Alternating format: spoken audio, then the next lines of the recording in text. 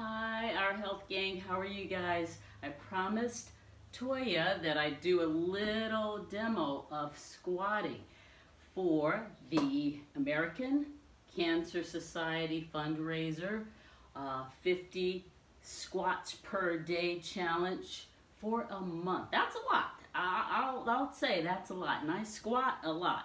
So we need to get ready. I want you guys to at least try some of these. Even if you don't participate 100%, let's go for it. Squatting is the best exercise ever. Before you do it, my advice, warm up. It can be simple calisthenics, running in place, air rope jumping. You can dance, anything to get the blood flowing, stretching out those hamstrings, anything to really get that area working, because otherwise you'll regret it. Okay, so I have a chair. I'm going to show you the best way if you really aren't a squatter. First off, you're a squatter, because if you sit in the chair, boom, you're squatting. You're in the perfect squat position. So I'll show you how to do it there, and then I'll show you the other way, which is a second easier way to do it, is to kind of hold on. You'll get the same benefits. So I'll do those two for you guys. Okay, so let's pretend I warmed up at least 3 minutes.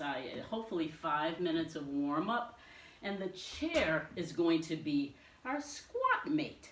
Okay, squatting is basically sitting, like I said, but 9 out of 10 people, when I train them and I ask them without giving them any advice on how to squat, I'll turn sideways, posture first. I'll say, okay, how do you squat? And they go, and I go, no. And you know why? Squatting isn't about the knees. Squatting is about the bottom, the glutes, the core. That's what squatting is about. So if you were to sit on the toilet, you definitely wouldn't do this because you'd miss the toilet. Squatting is about hinging the bottom back, so your knees are actually out of it. And that's why people are afraid, oh, my knees are bad. If you squat the right way, your knees are out of it. So when I say squat, I'd be sitting down and standing up. I'm going to get a little bit closer. Hinge back, see my knees? Sitting down, 90 degrees, coming up, thrusting those glutes, thrusting the hips forward. Okay, so the start position, you're going to have your feet hip width apart, tummy nice and tight, posture. So I would always suggest kind of hold across your chest if you're doing it with the chair. And again, hip width apart, looking forward, find a spot, hinge down, thrust up. That's one. Hinge down, thrust up. Your knees should never come over your toes.